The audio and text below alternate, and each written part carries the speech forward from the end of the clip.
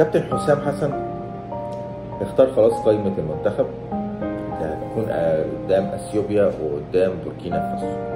اختار من النادي الاهلي 7 لعيبة، والسبع لعيبة دول كانوا موجودين امبارح في استاد السلام في تدريب المنتخب بالليل.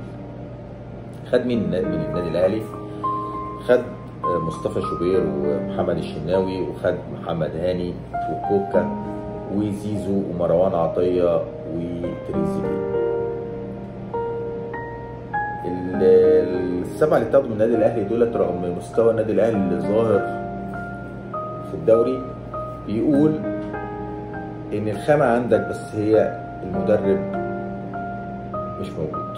احنا عندنا الخامة كويسة في النادي الاهلي، بس للاسف المدرب اللي فاهم، اللي عارف مين يلعب مع مين، اللي عارف مركز كل لعيب صح، ينزل امتى او ما ينزلش خالص، ايه المطوشه اللي بتحتاج اللاعب الفلاني واللي ما بتحتاجوش، ده بيلعب باليمين ولا بالشمال، ده سرعته مطلوبه، ده عاوز يعني يضغط عليه في حته معينه فنيه.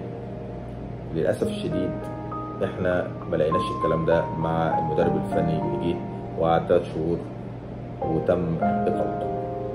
فاحنا كده عايزين مدرب يكون فاهم لعيبه النادي الاهلي ويوظفهم صح. مروان عطيه مش هيكون موجود في ماتش اثيوبيا للاصابه، هو موجود في التدريب بس مش هينزل يلعب ماتش اثيوبيا، بس هيكون جاهز لماتش بوركينا فاسو في وجادوجو باذن الله، الماتش الثاني لمنتخب مصر.